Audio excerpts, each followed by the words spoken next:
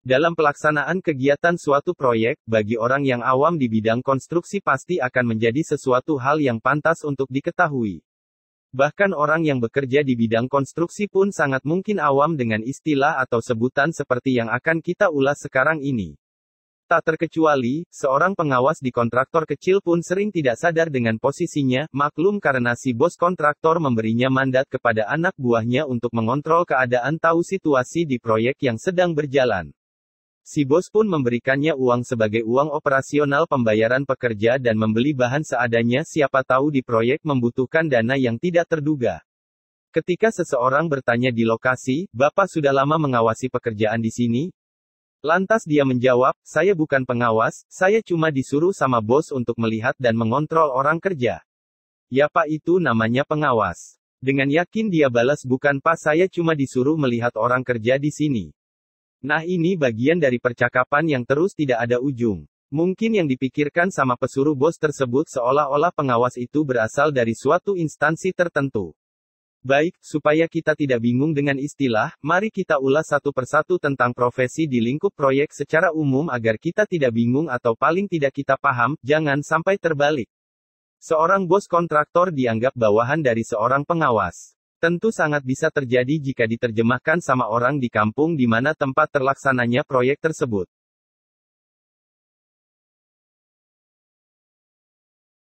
Buruh. Buruh adalah tingkat profesi yang paling bawah di proyek. Siapapun asal kita sebut buruh pasti orang tahu bahwa itu adalah seorang pekerja kasar di tempat itu baik lelaki maupun wanita. Penampilannya selalu kotor karena mereka siap kerja. Lingkup pekerjaan buruh ini di tempat-tempat pekerjaan berat yang meliputi pekerjaan penggalian manual, pekerjaan menurunkan batu bata, mengangkut pasir, menurunkan material dari truk, memindahkan barang-barang dari satu titik ke titik lainnya seperti mengangkut batu, semen, pasir, batu bata, kayu, keramik, dan lain-lainnya.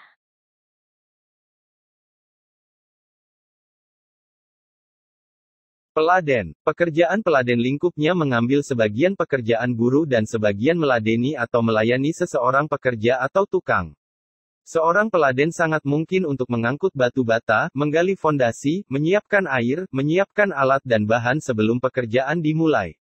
Jenjang seorang peladen atau helper kalau istilah bahasa Inggrisnya. Sangat mungkin untuk menjadi tukang, tergantung dari personal lagi jika ia mau belajar dan mau mencoba setiap pekerjaan yang dia ikuti dan selama mengikuti kegiatan di proyek. Seorang peladen sangat dituntut untuk energi, kuat dan tanggap terhadap apa yang harus dikerjakan tanpa harus disuruh oleh tukang atau menunggu komando seperti, menyiapkan pasir, semen, batu bata, air, besi dan bahan lainnya tergantung jenis pekerjaannya.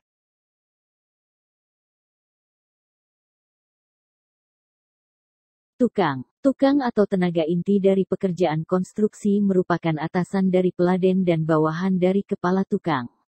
Tukang itu sendiri tidak terlalu ahli dalam membaca gambar kerja, biasanya tukang diberikan arahan oleh kepala tukang untuk mengerjakan sesuatu bidang spesifikasi sesuai keahliannya.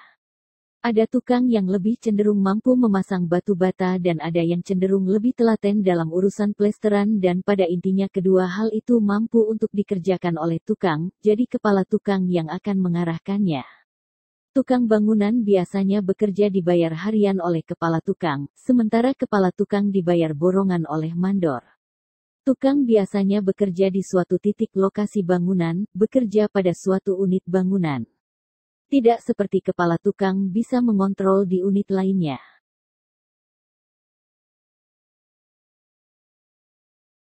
Kepala tukang. Kepala tukang adalah atasan dari tukang. Kepala tukang sangat dituntut untuk paham dengan gambar unit kerja, tidak untuk semua gambar kerja dengan item yang berbeda ya. Kepala tukang paham dengan cara memasang boplang atau persiapan untuk pekerjaan fondasi, menarik benang, menentukan elevasi fondasi, dan mengontrol sudut atau pojok bangunan agar mencapai sudut siku 90 derajat. Kepala tukang harus tahu setiap ruangan yang akan dipasangi batu bata, dipasangi kusen dan plat cor beton, memeriksa kepadatan tanah sebelum pemasangan keramik, menyetel pemasangan kusen, mampu berkoordinasi dengan tukang kayu, tukang pasang atap bangunan dan lainnya.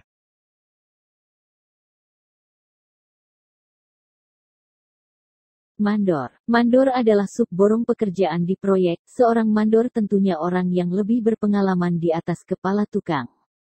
Mandor biasanya mengambil sub pekerjaan dari pemilik proyek dengan cara diborongkan. Tentunya mandor harus tahu nilai proyek yang akan dia kerjakan. Umpamanya satu unit bangunan diborongkan dengan harga 50 juta, mandor akan melimpahkan pekerjaan ke kepala tukang dengan harga di bawah itu.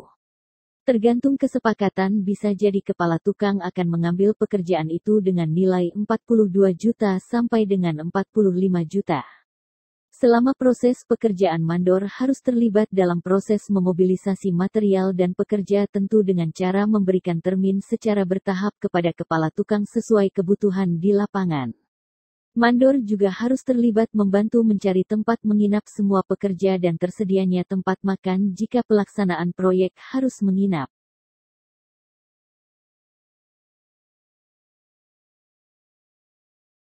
Pelaksana. Pelaksana terdiri dari berbagai bidang pekerjaan yang akan diawasi oleh kepala pelaksana. Pelaksana dibagi-bagi menjadi sub-unit yang akan dilaksanakan jika proyek itu besar atau di atas puluhan miliar. Misalnya untuk pekerjaan kayu harus ada satu pelaksana yang akan mengontrol material dan pekerjaan.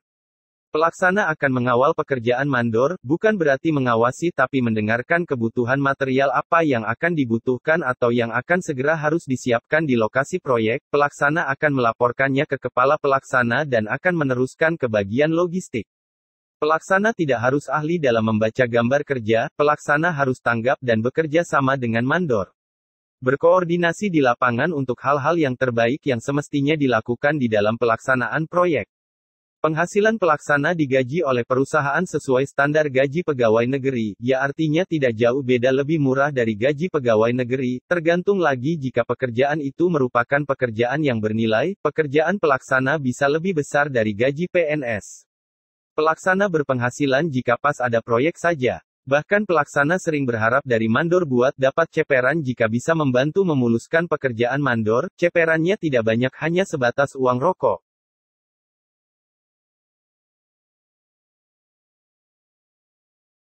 Terima kasih, semoga bermanfaat ya.